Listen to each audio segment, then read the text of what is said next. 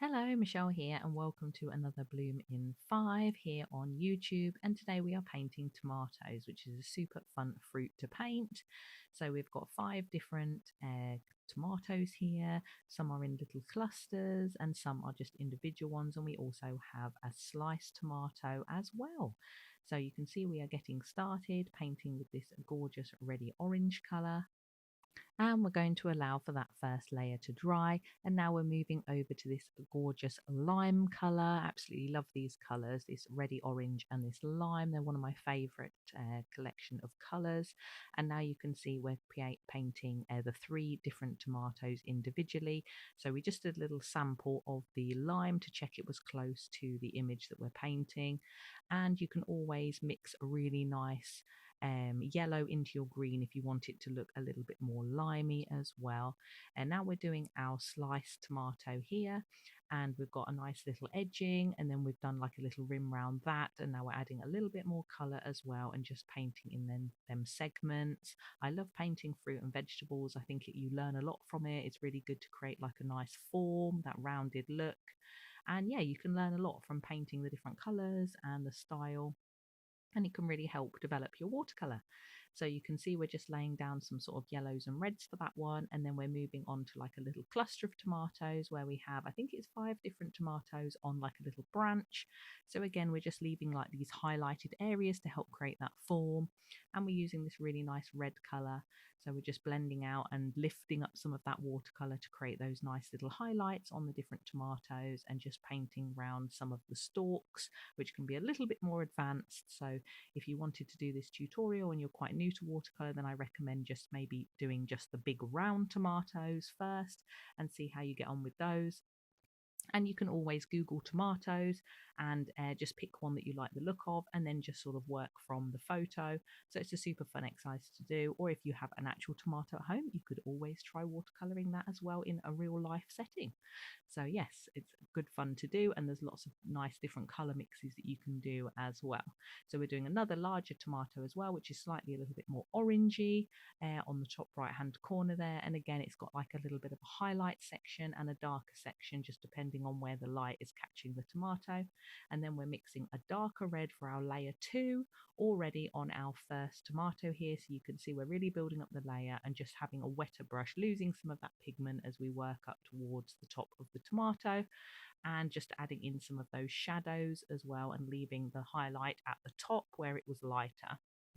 Then we're moving back over to our green tomatoes. So we're just painting in again, just trying to leave that highlighted area and build some of that color, because watercolor does dry quite a bit lighter. So building those layers really helps create that roundness and that lovely form that we're after, to help the subject of what you're painting look a lot more 3D. And then we're just mixing in a little bit of a darker color there. You don't always have to reach for black. You can use like a dark brown or a purple that can really help create those darker colors that you're after, with still staying within that nice palette range. Now we're just adding some of the seeds to our sliced tomato, using a nice yellow and using some of that red around the edge, and just blending that out to create that really nice vibrant color that we're after. And we can just keep building those layers until we've got that really nice color that we need. I do cover a lot of this over on my Patreon as well, where I have the real-time video, which is around an hour long, and you can join in. And I've got an example here just popped up of a shell study that we did, because I do this every Monday. So you get the photographs included, the sketch, and also the reference images, as I said, and lots more information about the tools, the colors, the mixes that I've used to create the colors for all of the items. And yeah, just loads of support and advice and tips and tricks during the video. So if you'd like to join me over on Patreon, I do have a free membership and a paid for membership. And yeah, there's lots on there. You can join in with the behind the scenes, the poll votes, and I also do a palette study every month as well, to giving you ideas of like subjects to paint and colors that are relevant for the season. So feel free to join us over there. But back to our YouTube. So we're just mixing some lovely greens now for the stalk on our third layer, back to our original tomato. And we're just mixing in some of those colors and just really defining, using a smaller brush now, some of those little stalk details and the little top part. I'm not exactly sure what the top part of a tomato is called, whether it is just the stalk. So if you do know, then feel free to drop me a comment. It's always good to learn new information. So yes, if you do know, let me know. But you can see we're just painting in the stalk here from our sketch that we've done, and just adding in some of those darker colors as well, just to allow for some of those shadows and the sort of darker areas that are a bit more drier on the tomatoes, if you know what I mean. If you do a lot of cooking or have a lot of tomatoes, then you will know what I mean. So yeah, you can already see that's really coming to life nicely, almost looks like little octopus legs. And then moving on to our next one, our little cluster of the green tomatoes. You can see these ones are a little bit more pointed, and I always feel like I learn a lot from doing these studies as well, because you learn about the different types of like a subject. And you can join me every Monday where I post on YouTube a quick version, and again on Patreon I release my full-time video talking through it all with a lot more information and content, and a lot more about actual learning watercolor and the steps that we're going through. As you can see, I do a lot of gesticulating during the video talking through things. So we're just moving on to our sliced tomato now, and we're using some more of a darker mix. And you can see we're just using that as like the inside slice area, and we're just going around the seeds there and using quite a bit of water to just pad out that area, just using those darker slice, which is quite detailed, and probably one of the most detailed tomatoes that we're doing here on our different elements. And that's the great thing with 5 different elements. You can allow some areas to dry and we can go back to them, so I don't have to keep pausing the video. And also it helps so you can look at the different forms of a subject. So we've covered lots of things on here, from moths to flowers, wildflowers and roses, and all sorts of different subjects, mainly nature and botanical themed, fruit and veg, and lots of things like that. So feel free to join us and subscribe if you would like to see lots more subjects, especially coming up to summer. I have loads of fun ones to paint. So let's see, now we're just doing some of the stalks again on our cluster of red tomatoes, just using these nice greens, some nice dark greens. And again, like I said, you don't need to mix in a black. You can always use like a nice deep brown or a purple, and that really helps add that depth rather than the black color, which sometimes can sort of dull your palette a little bit there. So yeah, you can see we're just adding in some different color greens, which really helps to create that nice rounded effect on the stalks. And now we're just painting in our last one as well, just adding a bit more detail to the stalk.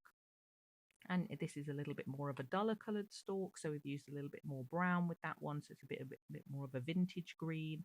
And then we're just going back again to layer on our original one, just added a really nice rich tomato colour there, and you can see we're adding a lot of depth to the bottom there, and that's really helped to build that colour and the shadow around the top, where you've got that nice formation of the highlighted area around the stalk at the top. And we're just adding in some of that darker colour, and you can see that's really coming together and looks super rounded, which is what we're after, compared to our first layer, which looked very, very flat. So if you often find that your watercolors look flat, then it may be just lack of layers. So waiting for the layers to dry in between and then just going over again and again will really help create that nice vibrancy that you might be after. So you can see again, we're doing a similar method on our cluster of green tomatoes, just mixing in some nice deeper shades as well to represent those shadowed area in our reference images that we're using, and just leaving those highlights. And it also had some really nice streaks in those ones as well. So we just created some nice like washes of like layers and lines, just to create those like textures within the tomato. And then moving back over to the sliced tomato, just again adding in some really nice depth to create that like hollowed out area and that shiny gloss that you get in the half slice of these like tomatoes. This was like a beef tomato. As you can see, the light wasn't working for me today because it became a little bit shadowed, but don't worry, the light adjusts in a moment. This is what happens when you're using natural light to paint, which you often get a great amount of like color vibrancy on the screen. It's very realistic. However, sometimes when it goes a little bit cloudy, and this week has been horrendous for the weather, we have had, I think, 2 thunderstorms back to back, which doesn't normally happen, and just raining for 3 days. I thought this was supposed to be summer. I got my sandals out, and unfortunately, I need to put them away and get some boots out, I think, some welly boots, because unfortunately, the weather has turned bad and it's still a bit cloudy today. So, yeah, I may need to invest in some lighting. So, here we go. We're on our 5th tomato now, again, leaving that nice rounded highlight area. And this is our orangey tomato. So, you can see already from our sort of reddy deep tomato, and then we've got more of our light orangey tomato, how they look quite different. And again, we're just adding a little bit of those darker colors to that original tomato. And I absolutely love the shadowing under like the stalk area, and adding a little bit as well, just adding some of those darker colors just to create that rounded form again on our limey greeny tomatoes. So you can see that really helps with like the shadowed stalk that we can see in the reference image, which are all included over on Patreon if you're a member over there. So yes, you can see we're just adding in some more of those details for that one, which has really come together nicely, and a little bit more of that deep red, again just building up those layers on each one. So that's the great thing. You could just join me to paint one of these, or you could join in to paint all of them, however you're feeling. And you can see we're just painting some of these nice glossy textures just to create that, and the nice sort of rim around the edge as well to finish that off. And it starts to look a lot more realistic compared to our first layer. So it's all about building those layers and really adding that depth. And again, on our cluster of red tomatoes, similarly, we are adding some nice darker shades around the edge, and just adding in and leaving those highlighted areas, which creates that form, and just mixing in some darker greens again for the stalk. You just have to be a little bit careful when you're doing both layers at the same time, because you don't want the greens and reds to mix unless you're going for a super watercolor sort of relaxed style of watercolor. Mine's a little bit in between. I don't do it hyper realistic, but I also like to add quite a little bit of detail and build up the layers. Yeah, so hopefully you can see from this what we're painting, and that it looks, you know, quite detailed, and we've got some lovely little elements in there. And yeah, I really appreciate you joining me. I hope you really enjoyed it, and I can't wait to see you in the next tutorial. So have a lovely day.